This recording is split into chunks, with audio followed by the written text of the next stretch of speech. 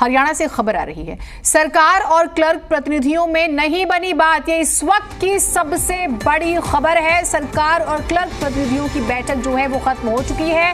बैठक में बात नहीं बनी है। हरियाणा में बेमियादी हड़ताल पर हैं तमाम क्लर्क। लिपिक की जो हम बात करते हैं, बैठक में सरकार की तरफ से सीएम के प्रधान सचिव वी उमाशंकर, ओएसडी जवाहर यादव और वित्त विभाग के अधिकारी मौजूद रहे। तो लगातार आप ये सोचिए कि जो क्लर्क हैं वो प्रदर्शन कर रहे हैं, लेकिन बात नहीं बनी है। विजय राणा हमारे साथ, हमारे सहयोगी जुड़े हुए हैं। विजय, ये दूसरी बड़ी बैठक थी लेकिन बात नहीं बनी। किन बिंदुओं पर बात नहीं बन पा रही है? देखिए, क्लर्कों की मुख्य मांग है कि उनका जो वेतन। ठीक है, हम विजय से फिर से जुड़ने की कोशिश करेंगे, लेकिन बात तो नहीं बनी है क्योंकि वो सैलरी बढ़ाने की मांग कर रहे हैं। उनका कहना है कि तमाम ऐसे स्टाफ हैं, अलग अलग प्रोफेशंस के लोग हैं, चाहे नर्सिंग स्टाफ का जिक्र करें, अलग अलग कैटेगरीज का वो जिक्र करते हैं, उनकी तो तनख्वाह बढ़ जाती है लेकिन हमारी नहीं बढ़ी। इतने साल हो गए और इसी बात को लेकर वो लगातार नाराजगी जाहिर करते हैं और प्रदर्शन कर रहे हैं। विजय, यदि आप मेरी आवाज सुन पा रहे हैं? हाँ विजय, बताइएगा, जो तनख्वाह मूल विषय है, क्या उसी पर बात नहीं बन रही है? देखिए, जो लिपिकों की, जो क्लर्कों की अभी सैलरी है वो 19,000 के करीब है, 19,500 के करीब है, और वो चाहते हैं कि उनका जो ग्रेड पे है वो बढ़ाकर 35,400 तक जाए। सरकार का कहना है कि अगर इतना ग्रेड पे एकदम से बढ़ाया जाएगा तो सरकार की ओर काफी आर्थिक बोझ पड़ेगा, कई हजार करोड़ का आर्थिक बोझ पड़ेगा, क्योंकि जो क्लर्कों की संख्या है वो काफी ज्यादा है हरियाणा में। और इस बात की उम्मीद की जा रही थी कि हो सकता है सरकार की बीच का रास्ता निकाले, यानी ग्रेड पे कुछ हद तक बढ़ाए जिससे क्लर्क भी संतुष्ट हो जाए और सरकार पर बहुत ज्यादा आर्थिक बोझ भी ना पड़े और उनकी जो हड़ताल है वो भी खत्म हो जाए। लेकिन जब हमने क्लर्क प्रतिनिधियों से बात की तो उन्होंने कहा कि सरकार की ओर से कोई ऑफर नहीं आया था।